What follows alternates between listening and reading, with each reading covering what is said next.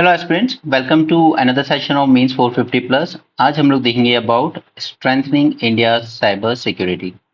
Generally हम लोग जब वॉरफेयर की बात करते हैं तो आज तक ट्रेडिशनली तीन ही चीजें हुआ करती थी, एयरफोर्स, नेवी एंड आर्मी। लेकिन अब दो चीजें और निकल के आई हैं। एक है साइबर वॉरफेयर, ठीक है, और दूसरा है आपका space war. Space war was the outcome of mostly the cold war era between USSR and USA. Cyber war ये एक न्यू फेनोमेना है। अब इसके लिए इंडिया ने काफी सारे अपना पूरा आर्किटेक्चर अगर हम देखेंगे तो काफी सारी बॉडीज बना रखी हैं। बट इट थिंग इज कि बहुत ही फ्रेगमेंटेड वे में। इवन आप अभी आज लेक्चर में जब कवर करोगे, इवन यू विल फील कि इतनी सारी बॉडीज बनाने की क्या जरूरत है। एक कॉम्प्रिहेंसिव बॉडी या एक फ्रेमवर्क क्यों नहीं बना देते हम लोग। देखिए, अभी तक आप जितना जानते होंगे उसमें आपने इंफॉर्मेशन टेक्नोलॉजी एक्ट 2000 के बारे में जाना होगा, राइट, जितना कि हम लोग न्यूज़पेपर वगैरह में देखते रहते हैं। इसके section 69 and all those things, जिसके अगेंस्ट में सब बैन कर देते हैं, internet shutdown and all those things. Okay, but अब जैसे जैसे अब हम एक न्यू एज में एंटर कर रहे हैं, artificial intelligence, right, generative AI, उसी तरीके से साथ साथ हमारे सोसाइटी में डिजिटल अटैक्स और ज्यादा बढ़ते जा रहे हैं। अभी तक हमने अपने न्यूज़पेपर डिस्कशन में पिछले साल से अब तक काफी चीजें देखी। जैसे एम्स पर अटैक हुआ था, राइट, एयर इंडिया का डेटा चोरी हुआ था ऑफ मिलियंस ऑफ पीपल, वो भी डायरेक्टली क्लाउड सर्वर से, राइट। उसके बाद गवर्नमेंट ने कभी ऑफिशियली क्लेम नहीं किया, बट कहीं ना कहीं चाइनीज हैकर्स का रोल था उसमें, जब मुंबई में कुछ सेकंड्स के लिए ही हमारी पावर ग्रिड शट डाउन कर दी गई थी। ओके, तो वो पार्ट बनता है हमारे सीधे सीधे क्रिटिकल इंफ्रास्ट्रक्चर का। हमारी क्रिटिकल इंफ्रास्ट्रक्चर कितना ज्यादा वल्नरेबल है उससे रिलेटेड, राइट। तो डिजिटल अटैक जिस तरीके से बढ़ रहे हैं, डिसइंफॉर्मेशन कैंपेन्स बढ़ते जा रहे हैं,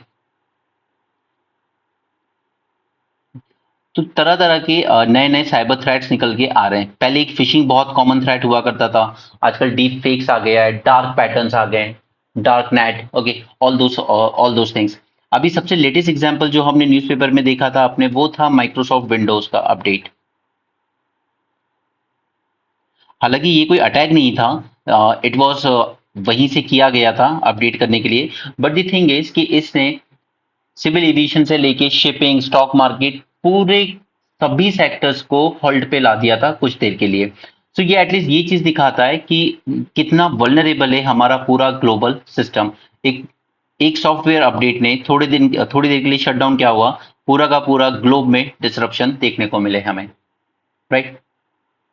इसके अलावा कई तरह के साइबर फ्रॉड्स, जैसे जैसे हमारे यहाँ फाइनेंशियल इंक्लूजन बढ़ता चला गया, ऑनलाइन पेमेंट के चीजें बढ़ती गई, उसी तरीके से साइबर फ्रॉड फ्रॉड भी काफी सामने आने लगे।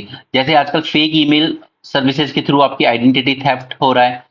एसबीआई बैंक की तरफ से काफी लोगों को मेल आ जाता था उनके अकाउंट के रिगार्डिंग, वो अपनी डिटेल्स देते थे एंड अल्टीमेटली उनका जो डेटा था, उनकी जो आइडेंटिटी थी, वो चोरी हो जाती थी, राइट। उसी तरीके से एक और इंसिडेंट जो हमने न्यूज़पेपर में नोएडा के केस में कई बार देखा, डिजिटल अरेस्ट। आपको कह दिया जाएगा कि आपके नाम पे एक पार्सल आया है किसी और कंट्री से और उसमें हमें ड्रग्स या इस तरह की चीजें मिली हैं, गलत चीजें, तो हम आपको फिलहाल के लिए डिजिटल अरेस्ट करें। और वो पूरा सेटअप लगा के रखते हैं वहां, आपको वीडियो कॉन्फ्रेंस पे लेते हैं और पूरा सेटअप होगा वहां पे, आईपीएस ऑफिसर भी दिखेंगे आपको, पूरा ऑफिस बना होगा इस तरीके का कि आपको सीरियसली लगेगा कि ये कोई सीबीआई का ऑफिस है, राइट। तो और आपको कई कई दिन तक डिजिटल अरेस्ट किया जाता है। उसी तरह नोएडा का केस आया था, करीब एक लड़की से 13 लाख रुपए तक ले लिए गए थे डिजिटल अरेस्ट के नाम पे, कि आप इसमें फंस जाएंगी इसलिए आपको ये बेटर है। तो ये सब क्यों हो रहा है, डिजिटल अरेस्ट जैसे इंसिडेंट्स क्यों लोग इसमें फंस रहे हैं? ड्यू टू डिजिटल इलिटरेसी, ठीक है, due to lack of awareness. तो ये सारी मैं आपके आपके लिए बेस तैयार कर रहा हूँ जो हम आगे अभी डिस्कशन करने वाले हैं, ठीक है। हम अभी प्रॉब्लम्स देख रहे हैं, उनके रीजंस भी देख रहे हैं कि आखिर ये चीजें क्यों निकल के आ रही हैं। इसके अलावा फिशिंग सबसे कॉमन अटैक, आपका पर्सनल डेटा चोरी करने के लिए, आपकी बैंक डिटेल्स वगैरह चोरी करने के लिए। सो अल्टीमेटली इन सभी प्रॉब्लम से ओवरकम करने के लिए हमें किस चीज की जरूरत है? तो we need one thing, that is a robust cyber security system. अगर हम एम्स जैसे इंस्टीट्यूट का डेटा 2-3 दिन तक हैक हो जाता है, रैंसम डिमांड की जाती है और हम कुछ नहीं कर पाते हैं, या एयर इंडिया में मिलियंस ऑफ यूजर्स का डेटा सर्वर से चोरी हो जाता है, तो फिर कहीं ना कहीं हमारा जो साइबर सिक्योरिटी इकोसिस्टम है वो वीक है, ठीक है। उसे और ज्यादा रोबस्ट बनाने की जरूरत है। और ये सिर्फ पब्लिक सेक्टर में नहीं, हम सिर्फ अपनी गवर्नमेंट एजेंसीज की बात नहीं कर रहे हैं, हम इंक्लूडिंग प्राइवेट सेक्टर की भी बात कर रहे हैं, क्योंकि टीसीएस को के रिगार्डिंग एक न्यूज आई थी कि टीसीएस का भी काफी सारी फाइलें एनक्रिप्ट कर दी गई थी और उनसे भी रैंसमवेयर डिमांड किया गया था, राइट। तो ये इतने सारी जो अभी तक ये न्यूज है, ये सब हमने अभी तक देखी है अपने न्यूज़पेपर के डिस्कशन में, ठीक है। तो ये बेस बनता है आज के हमारे टॉपिक का। चलिए आगे चलते हैं। So what are various kind of cyber security threats? Now again repeating, ऐसा नहीं है कि सिर्फ इतनी ही चीजें हैं इस टॉपिक में, बहुत ब्रॉड टॉपिक है, इसलिए डिस्कशन थोड़ा लेंदी भी होगा। बट अल्टीमेटली यहाँ पर हम जितना मैक्सिमम हो सकेगा उतना कवर करेंगे, कीपिंग इन माइंड कि हमें वहां पर 150 250 वर्ड्स का आंसर लिखना है, दैट्स ऑल, ठीक है। ऐसा नहीं है कि हम बहुत ज्यादा डिटेल में जाएंगे इसको। और आपको कुछ लिखने की जरूरत नहीं है, मैं आपको इसकी प्रॉपर पीडीएफ टेलीग्राम ग्रुप पे अवेलेबल करा दूंगा। रैंसमवेयर, आपका जो डेटा होता है, आपकी इंपॉर्टेंट फाइल्स होती है, उनको वहां से एनक्रिप्ट कर लिया जाता है, लॉक कर दिया जाता है, और फिर जब आप उन्हें ओपन करने की कोशिश करते हो तो आपसे रैंसम डिमांड की जाती है कि आप रैंसम पे कीजिए। जैसे फिरौती पुराने जमाने में किडनैप करके ली जाती थी, वैसे आपके क्रिटिकल डेटा को एक प्राइवेट कंपनी, पब्लिक एंटरप्राइज, इनके डेटा को लॉक कर दिया जाता है और फिर आपको रैंसम पे करनी पड़ती, तब जाकर वो उसको रिलीज करते हैं, राइट। सो इसी में एग्जाम्पल था हमारा एम्स दिल्ली, यहाँ पे रैंसमवेयर अटैक हुआ था। उसी तरह Indian council of medical research, यहाँ भी रैंसमवेयर अटैक हुआ था और पेशेंट्स की जो डिटेल्स थी उसको लॉक कर लिया गया था, राइट। एज पर दी क्विक हील आप लोग जानते होंगे, ठीक है, एक कंपनी है जो आपकी एंटीवायरस वगैरह बनाती है। एक क्विक हील का एक डेटा है जो कहता है कि 48,000 रैंसमवेयर अटैक हुए हैं एक साल में,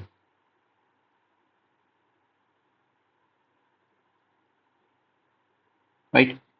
उसी तरीके से फिशिंग फिशिंग पैराडॉक्स, फिशिंग का सबसे कॉमन एग्जांपल जो हुआ अभी रिसेंटली वो था एसबीआई बैंक का।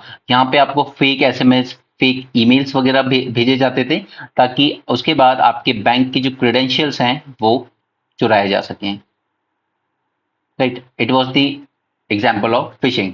अब ये सिर्फ इसलिए होता है क्योंकि हमारा जो यूजर है वो उतना प्रॉपरली एजुकेट नहीं होता है, उसको लगता है सीरियसली ये बैंक से कॉल है, एंड वो अपनी डिटेल्स वगैरह दे देता है। कई बार फेक ईमेल्स आते हैं, तो उसके लिए जरूरत है कि हम लोग एडवांस ईमेल सर्विसेज का यूज करें, ठीक है, जो आइडेंटिफाई कर पाए कि ये फेक उससे आया हुआ है, फेक अकाउंट से, ठीक है, ये ऑफिशियल अकाउंट नहीं है एसबीआई का। Next is cloud conundrum. Now this cloud conundrum is serious issue because आपका जितना भी डेटा होता है अल्टीमेटली कहीं ना कहीं किसी ना किसी क्लाउड सर्वर पर ही स्टोर होता है, राइट। अगर वहीं से चोरी होने लगा, जैसे कि 4.5 मिलियन एयर इंडिया के पैसेंजर्स का डेटा चोरी हुआ यहाँ से, सर्वर से, राइट। तो ऑब्वियसली बात है कि हम लोग को अपनी जो क्लाउड टेक्नोलॉजीज हैं इस पे लेकर स्पेशली सीरियस नोट पर इसको प्रोटेक्टिव करना चाहिए। सिर्फ कंप्यूटर्स वगैरह को हम प्रोटेक्ट कर लेंगे वो सफिशिएंट नहीं होगा, ठीक है। और हमारा जो ओवरऑल, अगर हम इंडिया का पब्लिक क्लाउड सर्विस मार्केट भी देखें तो वो बहुत बड़ा है, ऑलमोस्ट $24 बिलियन होने की उम्मीद है बाय 2028, ओके। सो ये जो अटैक हुआ एयर इंडिया पर, इसने हाईलाइट किया कि at least we need a robust cloud security strategy, ठीक है। हमें अपने जो क्लाउड्स हैं, सर्वर्स हैं जिन पर पूरा डेटा रखा जाता है, उनकी सिक्योरिटी को ज्यादा ध्यान देने की जरूरत है, उनका प्रॉपर कॉन्फ़िगरेशन हो, उनका एक्सेस मैनेज किया जाए, किसको और किस तरीके से अलाउ करना है, and there should be continuous monitoring as well. Now IoT, IoT का सबसे कॉमन एग्जांपल है हमारे घर में लगने वाले स्मार्ट मीटर्स, ओके। अब यहाँ पे कुछ सर्वे में ऐसा सामने आया कि स्मार्ट मीटर्स जो लगभग अब तो पूरे इंडिया में ही लगा दिए गए, ओके, इनको हैकर्स मैनिपुलेट कर रहे हैं। ये आपका डेटा, जैसे आपकी जो इलेक्ट्रिसिटी की रीडिंग आनी है उसको हैक करके इस स्मार्ट मीटर को आपकी इलेक्ट्रिसिटी रीडिंग को कम कर देंगे, और बदले में आप उनको कुछ अमाउंट पे कर दोगे कि ठीक है हमारा इलेक्ट्रिसिटी बिल इससे रिड्यूस हो रहा है तो हम ये पे करने को तैयार हैं, राइट। तो इस तरह की चीजें भी अल्टीमेटली लॉस किसको हो रहा है? गवर्नमेंट को, ठीक है, यानी कि इनडायरेक्टली हमारी सोसाइटी को ही। और ये माना जाता है कि आईओटी का भी जो मार्केट है इंडिया में अभी उतना ज्यादा नहीं है, but still it can touch around $9 billion bye 2025. Okay, so even this is a critical as well as a rising issue. Next is crypto crime wave. अब क्रिप्टो करेंसी का बूम बहुत ज्यादा था पहले, अब थोड़ा सा कम हुआ है, लेकिन उसके बाद वो वापस से राइज हो रहा है। ओके, सो क्रिप्टो, अब क्रिप्टो में एक सबसे फेमस केस हुआ था वजीर एक्स क्रिप्टो हीस्ट। ओके, इसमें क्या हुआ था कि इस कंपनी के ऑलमोस्ट 45% एसेट्स जो कि क्रिप्टो के फॉर्म में थे, right, they became vulnerable to the attackers. और मैंने इसी के रिगार्डिंग आपके साथ एक और मेंस का सेशन किया था, वर्चुअल डिजिटल एसेट्स। ये सब आप अपने एसेट्स होल्ड कर रहे हो किस फॉर्म में? क्रिप्टो करेंसी के फॉर्म में। ऑब्वियसली किसी ना किसी कंपनी के मीडिएटर के थ्रू ही करोगे। और उनका जब इस तरह का डेटा पे अटैक होता है, ये जो फेमस क्रिप्टो हीस्ट हुई थी, तो फिर अल्टीमेटली लूजर कौन होगा? जिसने ये एसेट्स होल्ड किए हैं, right. So what we need in this crypto field is we need stronger regulations, ठीक है। एंड इसके अलावा जो क्रिप्टो एक्सचेंज वगैरह हैं उनको जितना ज़्यादा सिक्योर बना सकें, सेफ क्रिप्टो प्रैक्टिसेस वो यूज़ करें, उस चीज़ का ध्यान रखना होगा। नेक्स्ट है डीप फेक। डीप फेक पर हमने पूरा एक मेंस का सेशन सेपरेटली भी किया था 450 प्लस में। ठीक है, यहाँ पे मैं आपके साथ जो आज डिस्कस कर रहा हूँ, इट इज़ लाइक होलिस्टिक, हमारा पूरा साइबर सिक्योरिटी इंफ्रास्ट्रक्चर किस तरीके से काम कर रहा है, उसमें क्या फर्दर चेंजेस करने की जरूरत है। ठीक है, ये टॉपिक्स मैं अलग से ले चुका हूँ, virtual digital asset, deep fake, dark patterns, ये सब टॉपिक हम मेंस में ऑलरेडी कर चुके हैं। कल मैंने आपको लिस्ट भी बना के दी इसकी। डीप फेक डिलेमा, एक तो वो रश्मिका मंदाना का केस आपको याद होगा, और उसका डीप फेक का बहुत ज्यादा यूज होता है इलेक्शंस में।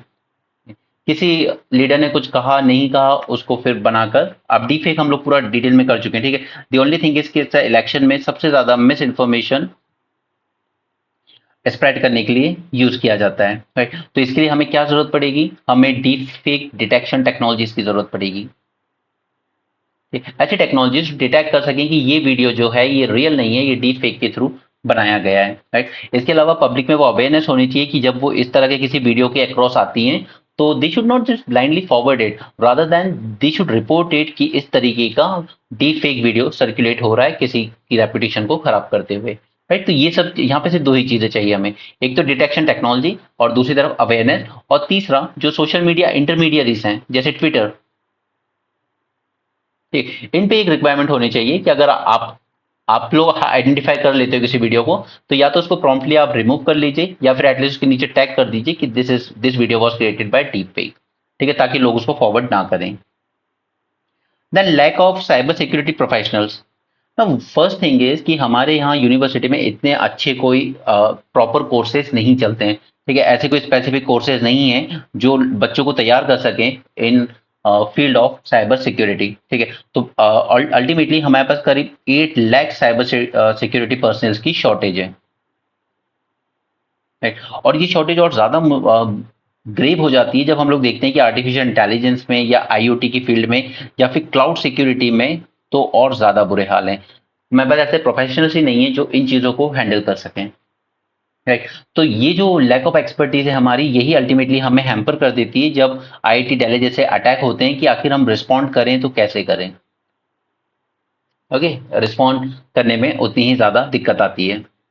अब जब टीसीएस जैसी कंपनी भी अगर रिस्पॉन्ड नहीं कर पा रही है, तो फिर गवर्नमेंट एजेंसीज की तो बात ही छोड़िए, ठीक है। यहाँ तो और उल्टा लोग चीटिंग, पेपर लीक और ब्राइब दे के भर्ती हो रहे हैं, तो उन्हें तो और भी नहीं आता कुछ। सो द थिंग इज कि हमें एक प्रॉपर कोर्सेज लॉन्च करने की जरूरत है अपनी बेस्ट ऑफ द यूनिवर्सिटीज में, ताकि हम एक फुल प्रूफ कार्डर तैयार कर पाए इस तरह के साइबर सिक्योरिटी एक्सपर्ट्स का। Next is honey trap hazard. अब याद कीजिए जरा डीआरडीओ का केस जो हमने न्यूज़पेपर में डिस्कस किया था। यहाँ पे एक साइंटिस्ट थे जिन्होंने पाकिस्तान की किसी जासूस, फीमेल जासूस के चक्कर में फंस गए थे, और फिर उसने उनको ब्लैकमेल किया था, हनी ट्रैप किया था, तो और उन्होंने कुछ मिसाइल्स की टेस्टिंग की इंफॉर्मेशन पाकिस्तानी एजेंसीज के साथ शेयर की थी, राइट। तो हनी ट्रैप ऐसा नहीं है, ये जानबूझकर ही हमारे या तो बड़े बड़े लेवल के साइंटिस्ट जो डिफेंस सेक्टर में काम कर रहे हैं, या फिर आर्मी में जो बड़ी बड़ी पोजीशन पे बैठे हैं, या ब्यूरोक्रेसी में जो बड़े लेवल पर सेक्रेटरी, जॉइंट सेक्रेटरी लेवल पर काम कर रहे हैं, ठीक है, इनको ट्रैप किया जाता है थ्रू स्पाई गर्ल्स, ऑलराइट। और ये पाकिस्तान के आईएसआई ज्यादा करती है। ओके, तो ये कई तरह के अटैक्स हैं जो इतनी तरह के थ्रेट्स हमारी सोसाइटी पर लूम कर रहे हैं, ठीक है। उसी तरीके से एक थ्रेट और आप ऐड कर सकते हैं, क्योंकि हम उस पर ऑलरेडी सेशन कर चुके हैं, दैट इज डार्क पैटर्न्स, ठीक है, या डार्क पैटर्न नहीं, I would say dark web, ठीक है। ये वो वेबसाइट होती हैं जो नॉर्मली आप एक्सेस नहीं कर सकते, इनको एक्सेस करने के लिए आपको प्रॉपर एक सीक्रेट नेटवर्क की जरूरत होती है। अब ये जो डार्क वेबसाइट्स होती हैं ये क्या करती हैं, इन पे गलत चीजें होती हैं, लाइक जैसे ह्यूमन ट्रैफिकिंग हो रहा है, ठीक है, लड़कियों की खरीद फरोख्त हो रही है, ठीक है, ड्रग ट्रैफिकिंग हो रहा है, ड्रग्स का selling and all those things, या फिर आर्म्स ट्रैफिकिंग या टेररिज्म के लिए मनी लॉन्ड्रिंग हो रही है, इस तरह की, ठीक है। डार्क वेब पे हम ऑलरेडी मेंस 450 में टॉपिक कर चुके हैं पहले, तो ये एक और तरह का थ्रेट बनता है हमारे लिए, ठीक है। तो मैंने आपके साथ यहाँ पर ऑलमोस्ट 7-8 थ्रेट्स डिस्कस किए, बट मेजरली आपको पॉइंट करना है, डार्क वेब डेफिनेटली आपके आंसर में होना चाहिए, lack of cyber security professional definitely आपके आंसर में होना चाहिए, डीप फेक होना चाहिए, क्लाउड कॉन्ड्रम बहुत ज्यादा इंपॉर्टेंट है, इसके अलावा फिशिंग रैंसमवेयर बहुत इजी है, लाइक दे आर, ये कॉलेज के बच्चे भी जानते हैं, ठीक है। तो आप क्रिप्टो क्राइम वाला पॉइंट जरूर होना चाहिए। तो ये इंपॉर्टेंट 4-5 पॉइंट आपको अपने आंसर में डेफिनेटली मिलने चाहिए, राइट। आगे चलते हैं, इंडिया के आर्किटेक्चर, ठीक है, जितनी भी हमने इतनी सारी बॉडीज, एजेंसी, डिपार्टमेंट बना रखे हैं, आखिर इनमें इश्यूज क्या हैं, ठीक है। पहले कॉमन समझते हैं, उसके बाद एक एक डिपार्टमेंट, एक एक बॉडी को शॉर्ट में देखेंगे, ठीक है। पहले ये समझते हैं कि आखिर इश्यूज क्या हैं, ठीक है। फर्स्ट इशू है डेटा कॉलोनाइजेशन। आपको पता है कि इंडिया को हम लोग क्या कहते हैं, net exporter of information, net exporter of information. क्यों कह रहे हैं हम लोग ये, क्योंकि जितने भी सर्वर्स हैं they all are located outside India, right, outside India. तो हमारा पूरा जो इंडियंस का डेटा है वो सब प्रोसेस कहाँ हो रहा है, हमारी टेरिटरी के बाहर, तो हमारे जो लॉस हैं वो उन पर अप्लाई होते नहीं है। इसलिए इंडिया बार बार क्या एम्फेसाइज करता है कि we want to move from data colonization to data localization. तो आप सर्वर अपनी हमारी इंडिया में लगाइए और हमारे लोगों का डेटा हमारे यहीं पर प्रोसेस कीजिए, ताकि हम आपको रेगुलेट कर सकें अपने लॉस के अकॉर्डिंग, ठीक है। तो this is the first issue, data localization. फिर सेकंड है पॉलिसी इश्यूज। अब हमारे यहाँ पर कोई अलग से साइबर सिक्योरिटी पॉलिसी इतनी कॉम्प्रिहेंसिव नहीं है, टिट एंड बिट्स में काम करती है, ठीक है। अभी मैं आगे बताऊंगा आपको, ठीक है। तो we don't have a comprehensive framework for robust cyber security, right. काफी फ्रेगमेंटेड टाइप का सिस्टम है। Just a second, alright. Next is legal system. अब हमारे यहाँ एक सिंगल लॉ है, that is single information technology act 2000, right, ये है हमारे यहाँ। लेकिन साइबर सिक्योरिटी की जो डिफरेंट एस्पेक्ट्स हैं, जैसे साइबर लॉ, ठीक है, जैसे साइबर सिक्योरिटी, साइबर क्राइम, ठीक है, इन सबको एक ही लॉ के थ्रू एड्रेस करने की कोशिश की जा रही है। So obviously it is completely inadequate, inadequate, right. Then next is lack of awareness. Public के बीच में अवेयरनेस नहीं है। क्यों डिजिटल अरेस्ट जैसी चीजों में फंस रहे हो आप? अगर आपके पास इस तरह की चीजें आई है और आप जानते हो कि मेरे नाम पे ऐसा कोई पार्सल आ ही नहीं सकता, मैंने कहीं से कुछ ऑर्डर किया ही नहीं है, just go to near by police station and tell them, ठीक है। But due to lack of awareness या ड्यू टू उनकी स्किल्स के बारे में, उनकी स्किल्स मान लीजिए, एंड इंसान इसमें डर जाता है, फंस जाता है, ठीक है। तो ये लैक ऑफ अवेयरनेस। अब इन्हीं सब चीजों को इंप्रूव करने के लिए सरकार ने कई सारे मिशन चलाए हैं, डिजिटल साक्षरता मिशन, आपका PM Disha and all those things, हम अभी उनकी बात करेंगे। No unified national security architecture. बहुत सारी बॉडीज हैं, बहुत सारी एजेंसीज हैं। मिनिस्ट्री ऑफ होम अफेयर में एक अलग एजेंसी देख रही है, माइटी में अलग एजेंसी देख रही है, आर्म फोर्सेस में एक अलग अलग डिपार्टमेंट बने हुए हैं साइबर सिक्योरिटी को लेकर, ठीक है। तो उससे प्रॉब्लम ये आती है कि कोऑर्डिनेशन नहीं है इन सबके बीच, ठीक है। कोऑर्डिनेशन इशू आता है इनके बीच में। अलग अलग लॉ एनफोर्समेंट एजेंसी अलग अलग मिनिस्ट्री और डिपार्टमेंट के अंडर में काम कर रही है। So there is no unified single security architecture. Next is import dependence. अब हार्डवेयर हो या सॉफ्टवेयर हो, अब जैसे एक केस क्या आया था कि हमने डीआरडीओ के इतने क्रिटिकल काम जहां पर होते हैं हमारी डिफेंस सिक्योरिटी से रिलेटेड, उन डीआरडीओ के ऑफिस में, लेबोरेटरीज में हमने कैमरे लगाए हुए थे, CCTV, which were of Chinese origin. And China वैसे ही बदनाम है, यूएसए ने उस पर बैन लगाया था उसकी कंपनी हुआवी, हुआई पे, बिकॉज उसका कहना था कि ये लोग अपने हार्डवेयर एंड सॉफ्टवेयर के थ्रू जासूसी करते हैं चाइनीज गवर्नमेंट के बिहाफ में। और हमने चाइना की कंट्री से ही में ही बने हुए, चाइना में ही बने हुए सीसीटीवी कैमरास अपने डीआरडीओ की लेबोरेटरीज में लगा रखे थे, ठीक है। तो ये हार्डवेयर एंड साइबर सॉफ्टवेयर, इस पे हम, इसमें भी काफी हद तक हम इंपोर्ट पर डिपेंडेंट हैं, राइट। और सिर्फ हम लोग इंपोर्ट में डिपेंडेंट ही नहीं है, द थिंग इज कि हमारे पास कोई स्टैंडर्ड सर्टिफिकेशन मैकेनिज्म भी नहीं है कि हम ट्रस्ट कर सकें इस पे, कोई प्रॉपर सर्टिफिकेशन मैकेनिज्म नहीं है कि इनकी जो जो चीज़ें हम इंपोर्ट कर रहे हैं उनकी क्वालिटी के बारे में क्या हम अश्योर हैं कि ये बेस्ट क्वालिटी के हैं, या इनके थ्रू हमारा कोई डेटा लीक नहीं हो रहा। ठीक है, क्योंकि ये इंपोर्ट डिपेंडेंस और प्लस ये जो सर्टिफिकेशन मैकेनिज्म ना होना, क्वालिटी अश्योर ना होना, ये सीधे सीधे हमारी नेशनल सिक्योरिटी के लिए एक थ्रेट है। Right. Then lack of research and development in cyber space. अब टोटली हम लोग रिसर्च एंड डेवलपमेंट पे कितना खर्च कर रहे हैं? Just 0.7% of GDP. तो फिर उसमें आप समझ ही सकते हैं कि हम लोग साइबर स्पेस में क्या खर्च कर रहे होंगे। ठीक है, ना तो हम लोग कोई बेसिक रिसर्च करते हैं साइबर सिक्योरिटी में, जब कोई अटैक होता है पर उसको रिस्पॉन्ड करने की कोशिश करते हैं। ठीक है, ना ही हम लोगों ने कोई ऐसा बहुत अच्छा टेक्नोलॉजी डिमॉन्स्ट्रेशन किया आज तक। ठीक है, और ना ही हमारे पास उतनी हाईली क्वालिफाइड मैन पावर है इसके लिए। ठीक है, ये सब इसलिए हो रहा है क्योंकि हम लोग कोई रिसर्च एंड डेवलपमेंट में इन्वेस्ट करते ही नहीं है इस फील्ड में खासकर। Then absence of nodal body. बहुत सारे इंस्टीट्यूशंस हैं। ठीक है, माइटी अपनी जगह है, एनसी आईआईपीसी ये क्रिटिकल इंफ्रास्ट्रक्चर को देखता है, ये अपनी जगह है। एक मिनिस्ट्री ऑफ होम्स अफेयर्स में भी एक बॉडी आएगी। उसके बाद नेट ग्रेड, एनटीआरओ, बहुत सारी बॉडीज हैं, लेकिन कोई भी एक सिंगल नोडल एजेंसी नहीं है जो किसी भी फील्ड में किसी भी तरह के साइबर थ्रेट को कोऑर्डिनेट कर सके। राइट, तो ये कुछ इश्यूज हैं। अगेन मैं आपको हमेशा एक्स्ट्रा ही देता हूँ 7-8, आपको सिर्फ कोई भी 4-5 याद रखिए, बस आपसे अगर इश्यूज पूछे जाएंगे तो आप ये पॉइंट्स हाईलाइट कर सकते हैं। चलिए, अब हम लोग आते हैं कि आखिर अभी तक हमने क्या स्टेप्स लिए हैं। अभी हमने अलग अलग लेवल पर लिए हैं। फर्स्ट, इंस्टीट्यूशन लेवल पर हमने क्या क्या इंस्टीट्यूट बनाए हैं साइबर सिक्योरिटी को मैनेज करने के लिए। सबसे पहले हमने सर्ट बनाया, which is the first responder against the any attack. ये फंक्शन करता है under mighty, ministry of information and technology के अंडर में। ठीक है, इसका सिंपल सा गोल है कि आपको इंश्योर करना है कि इंडिया का कम्युनिकेशन एंड इंडिया का इंफॉर्मेशन, ये इंफ्रास्ट्रक्चर पूरी तरीके से सेफ रहे। ठीक है, इसको सेफ एंड सिक्योर बनाने की जिम्मेदारी सर्ट इनको दी गई है। Right, that is computer emergency response team. ठीक है, IN फॉर इंडिया। दूसरा है नेट ग्रिड। नेट ग्रिड ये मोस्टली फोकस करता है काउंटर टेररिज्म पर। काउंटर टेररिज्म, ठीक है, एक सेंट्रल एजेंसी है जो वर्क करती है as a integrated intelligence grid.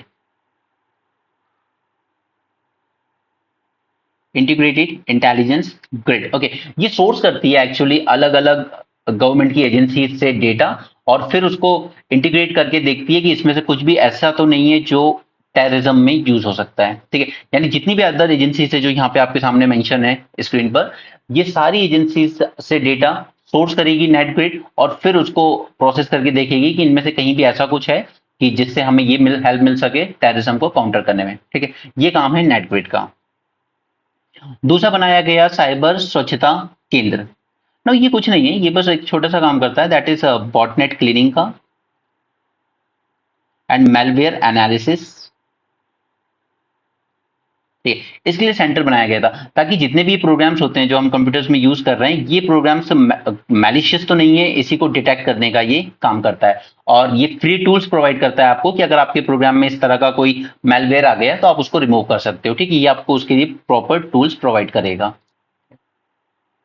Okay, next is एक और है हमारा NTRO। Now, this stands for national technical research organisation. ठीक है, मैं नोट्स दूंगा, उसमें सब लिखा होगा। National technical research organisation. Now देखिए, ये जैसा कि इसके नाम से क्लियर है, टेक्निकल रिसर्च ऑर्गेनाइजेशन ये करता है आपका hitech surveillance job.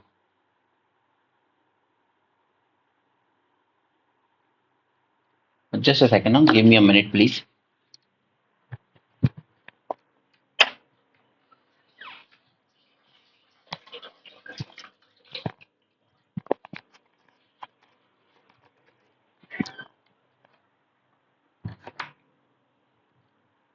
Sorry for the interruption.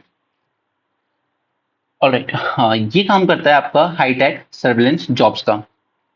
जैसे आपकी सैटेलाइट मॉनिटरिंग।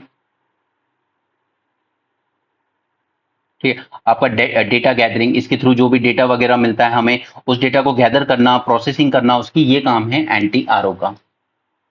राइट, नेक्स्ट है हमारा क्रिटिकल इंफ्रास्ट्रक्चर। क्रिटिकल इंफ्रास्ट्रक्चर पे हमने पहले एक प्रॉपर सेशन किया था।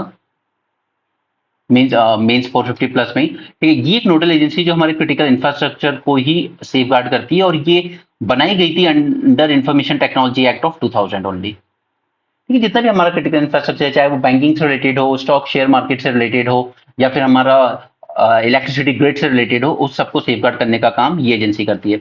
इसके अलावा एन ट्रिपल सी बनाई थी हमने, नेशनल साइबर कोऑर्डिनेशन सेंटर, ये काम करती है under ministry of home affairs. ठीक है, ये आपको रियल टाइम इंफॉर्मेशन प्रोवाइड करती है अगर किसी भी तरह के साइबर थ्रेट इसकी नजर में आता है तो। ठीक है, अब आप समझ सकते हैं कि ये क्यों हमने शुरू में यूज करा था कि कोई भी सिंगल फ्रेमवर्क नहीं है हमारे पास, क्योंकि इतनी सारी आपने एजेंसीज बना रखी है, और ये मैंने जानबूझ के इंक्लूड किए यहाँ पर ताकि आप भी समझ सकें कि क्यों इतने सारे इंस्टीट्यूशन बना रखे हैं हमने, rather than having a single institution जो पूरी साइबर सिक्योरिटी को देख सके। ओके, बाकी प्रीलिम्स में आपसे इनमें से कोई सी भी पूछी जा सकती है, न्यूज़पेपर में आती रहती है।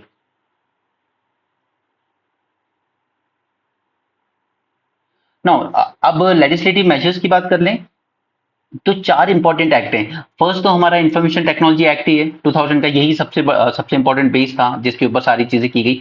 इसमें 2008 में कुछ अमेंडमेंट्स किए गए, जिसमें फर्स्ट थिंग है जिसने लीगल रिकग्निशन प्रोवाइड करा ई डॉक्यूमेंट्स को।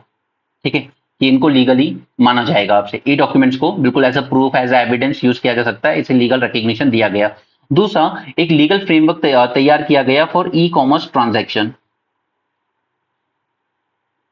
क्योंकि 2008 तक ये चीजें होने लगी थी। नेक्स्ट इज और फिर यहीं पे हम सारी चीजें यूज करते हैं जो साइबर क्राइम के साथ डील करने के लिए जरूरी है।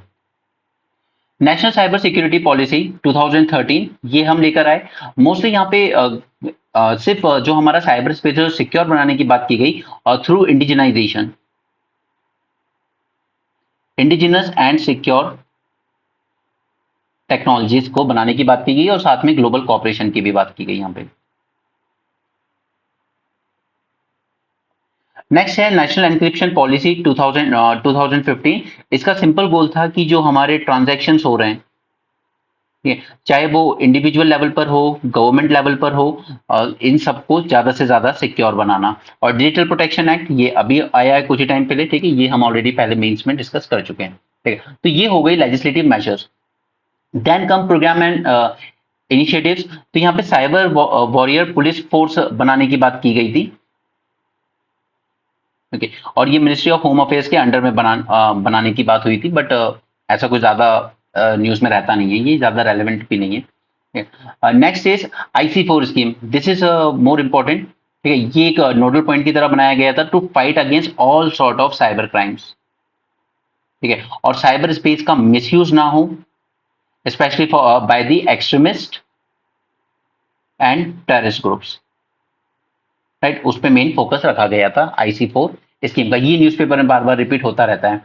देन सुरक्षित भारत इनिशिएटिव, सुरक्षित भारत इनिशिएटिव, यहाँ पे हम लोग क्या कर रहे हैं, ट्रिपल P पार्टनरशिप हमने की थी, जिसमें IT सेक्टर, IT इंडस्ट्री के लोग ट्रेनिंग देंगे पब्लिक सेक्टर में काम कर रहे लोगों को, जैसे बैंक्स में काम कर रहे ऑफिसर्स को, या फिर सेंट्रल स्टेट गवर्नमेंट के अंडर में काम कर रहे ऑफिसर्स को, कि कैसे आप ज्यादा ज्यादा सिक्योरली काम कर सकते हो इंटरनेट पर। ओके, ये प्राइवेट इंडस्ट्री वाले ट्रेनिंग देंगे।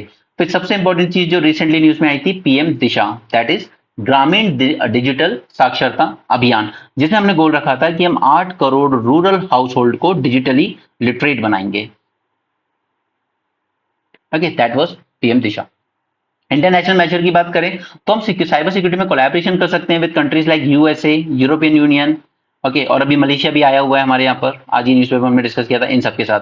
और हमने बनाया भी एक US India cyber relationship framework. Right, ये चीज हमने बनाई हुई है ऑलरेडी। उसी तरीके से global centre for cyber security ये लॉन्च किया गया था by world economic forum. It works as a think tank, ये थिंक टैंक की तरह काम करता है कि कैसे हम साइबर सिक्योरिटी को और ज्यादा सिक्योर बना सकते हैं वर्ल्ड ओवर। चलिए, तो ये तो हो गए कि हमने क्या क्या मेजर्स अभी तक लिए हैं इंटरनेशनल लेवल पर, प्रोग्राम एंड इनिशिएटिव्स क्या चल रहे हैं, लेजिस्लेटिव मेजर, इंस्टीट्यूशनल मेजर्स। ठीक है, तो ये तो बात हो गई क्या क्या एक्ट्स हैं, क्या क्या बॉडीज बनाई जा चुकी है, और फर्दर इसमें क्या किया जा सकता है इसकी बात कर लेते हैं। लेक्चर लेंदी हो रहा है क्योंकि मैंने कोशिश की यहाँ पे ज्यादा से ज्यादा चीजें कवर करने की from prelims point of view as well as mains point of view. ठीक है, सारी चीजें आपको याद नहीं रखनी है। अब यहाँ पर ही मैं आपके साथ 8 चीजें डिस्कस करूंगा फर्दर स्टेप्स में। आप कोई भी 4-5 याद रख लीजिए, अल्टीमेटली आपको आंसर 150-250 वर्ड में ही लिखना है। साइबर फ्यूजन सेंटर, अब देखिए हमें रीजनल लेवल पर ये एक साइबर फ्यूजन सेंटर बनाने की जरूरत है जो हमें रियल टाइम थ्रेट के बारे में बता सके। Real time threat, intelligence sharing हो सभी कंट्रीज के बीच, ठीक है, and not just countries but also between the public as well as private sector,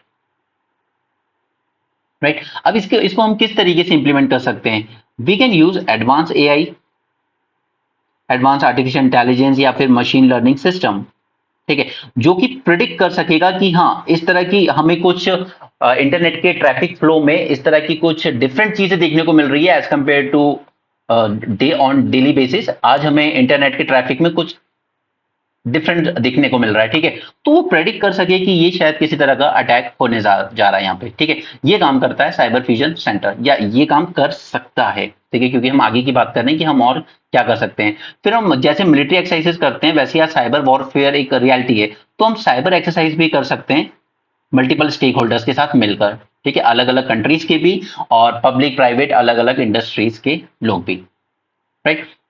तो ये हो जाएगा हमारा एक cyber fusion centre. Second, digital literacy. अब ये बहुत जरूरी है क्योंकि अधिकतर जो फ्रॉड हो रहे हैं जैसे आपके आइडेंटिटी थेफ्ट, राइट, आपके डिजिटल अरेस्ट के इंसिडेंट्स, ये सब क्यों हो रहा है? डिजिटल इलिटरेसी की वजह से। तो हम जितना ज्यादा लिटरेट कर पाएंगे उतना बेटर होगा। अब इसके लिए चाहे हम स्कूल के क्यूरिकुलम को थोड़ा सा चेंज कर लें या यूनिवर्सिटी लेवल पर ये कर लें, और प्रॉपर जरूरी है कि हम एक प्रॉपर एक कार्डर तैयार करें साइबर सिक्योरिटी का, और वो तभी हो पाएगा जब हम अपनी क्यूरिकुलम में कुछ चेंजेस करेंगे। At the same time awareness बढ़ाने के लिए आजकल लोग रील्स पे बहुत टाइम स्पेंड करते हैं, तो हम सोशल मीडिया इन्फ्लुएंसर्स की मदद ले सकते हैं ये बताने में, लोगों तक ये पहुंचाने के लिए कि आपको किस तरह की वेबसाइट्स नहीं ओपन करनी है, या किस तरह के मेल अगर आपके पास आते हैं तो आपको उसका ध्यान रखना है कि ये रियल नहीं होते, ठीक है, या डिजिटल अरेस्ट जैसी चीज से डरने की जरूरत नहीं है। अगर आपको इस तरह के कभी कॉल आते भी हैं और आपने ऐसा कोई पार्सल नहीं मंगाया है बाहर देश से, तो आपको उसमें डरने की जरूरत नहीं है, आप अपनी लोकल पुलिस स्टेशन तक जाके मदद ले सकते हैं, ठीक है। तो ये सब डिजिटल लिटरेसी का पार्ट हो जाता है। Strengthening current data protection framework.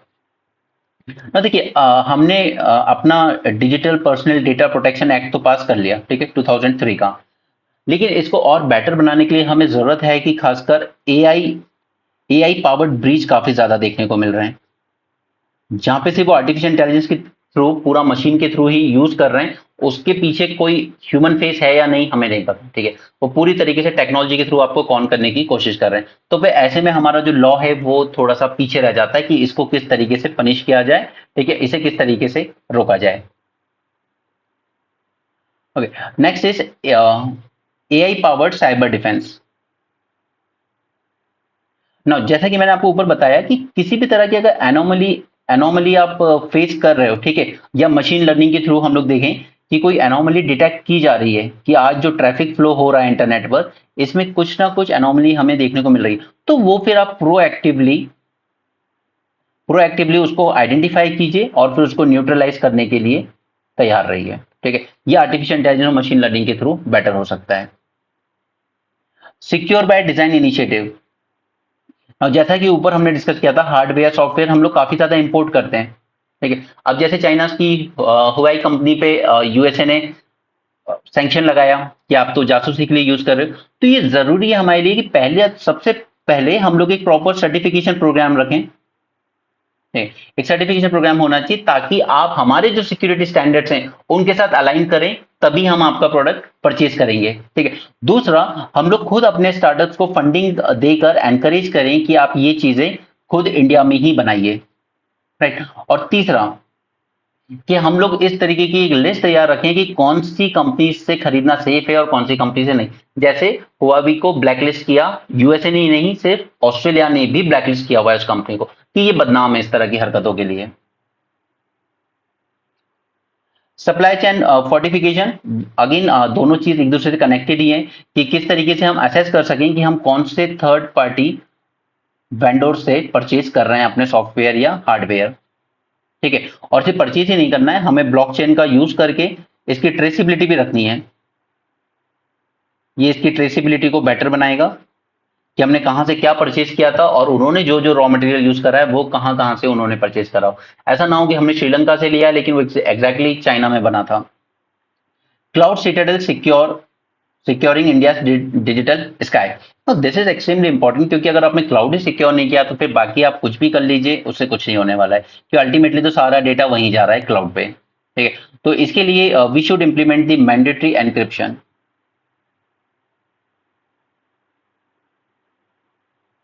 Mandatory encryption of all the data that is stored in the cloud. Okay, जैसे एयर इंडिया का ब्रीच हुआ था। दूसरा, we can also create cloud security operation centre.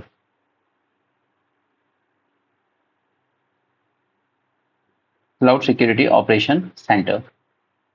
इसके बाद डीप फेक डिफेंस। तो इसके लिए जरूरी है हमें, जैसा कि मैंने आपके साथ डिस्कस किया, कि हमारी जो सोशल मीडिया इंटरमीडियरीज हैं उनको हम इस चीज के लिए प्रेशराइज करें कि अगर आप इस तरह के कोई वीडियो डिटेक्ट होते हैं तो आप उनको प्रॉम्प्टली एक्शन लीजिए और डिलीट कीजिए। ठीक है, उसके बाद पब्लिक में अवेयरनेस रहे कि इस तरह के अगर वीडियोस आते हैं तो उनको आप ब्लाइंडली आगे फॉरवर्ड या सर्कुलेट मत कीजिए, उसको रिपोर्ट कीजिए in fact. Okay, so that's it for this topic. हमने काफी चीजें जानी कि फर्दर हम क्या स्टेप सकते हैं। अगेन यहाँ पे अगर मैंने आपके साथ 8 डिस्कस करें, you just need to remember 4 और 5, दैट्स ऑल। ओके, उसी तरीके से हमने यहाँ पे अलग अलग लेवल पे, क्योंकि ये तो पता भी होना चाहिए कि कौन कौन सी बॉडीज हैं हमारे पास रोकने के लिए, क्या क्या लेजिस्लेटिव एक्ट बनाए। अब ऐसा नहीं है कि मैं ये एक्ट आपके साथ डिटेल में डिस्कस नहीं कर सकता, लेकिन ये कभी आपसे सेपरेटली नहीं पूछे जाएंगे एग्जाम में। ओके, ना इंफॉर्मेशन टेक्नोलॉजी एक्ट अलग से पूछा जाएगा। ठीक है, डिजिटल ये अभी लेटेस्ट पास हुआ है डेटा प्रोटेक्शन एक्ट, तो ये पूछा जा सकता है, तो इसको हमने ऑलरेडी कवर किया है, न्यूज़पेपर में भी किया है और वैसे भी हमने अलग से इसको किया हुआ है पहले से। ठीक है, क्या क्या प्रोग्राम इनिशिएटिव चल रहे हैं उसमें IC4 सबसे इंपॉर्टेंट है और PM दिशा, ये 2 याद रख लीजिए, आप चारों याद नहीं रख सकते। इंटरनेशनल लेवल पर हम लोग कोलैबोरेशन कर रहे हैं और ये वर्ल्ड इकोनॉमिक फोरम का ये जरूर याद रखिएगा, global centre for cyber security. ये सब न्यूज़पेपर से है, ये इश्यूज हैं। हमारे इंडिया का इतना बड़ा आर्किटेक्चर बना रखा है हमने, पॉलिसीज हैं, इंस्टीट्यूशंस हैं, सब कुछ है, उसके बाद भी ये इश्यूज अभी तक एज इट इज परसिस्टेंट है हमारे यहाँ।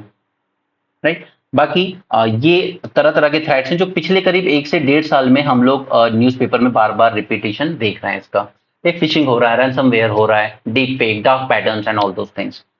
राइट, सो आई होप आपको लेक्चर अच्छा लगा हो। I try my best to simplify, जितना टॉपिक आपके लिए इजी बनाया जा सके, बिकॉज कई बार कंटेंट ज्यादा देने का मोटिव ये भी होता है कि फिर आप खुद अपनी स्ट्रेंथ के अकॉर्डिंग चूज कर सकें कि आपको कौन सा पॉइंट इजी है, कौन सा आपको याद रह जाएगा। Right, so that's it for this session. Thanks for joining, have a great day and keep learning.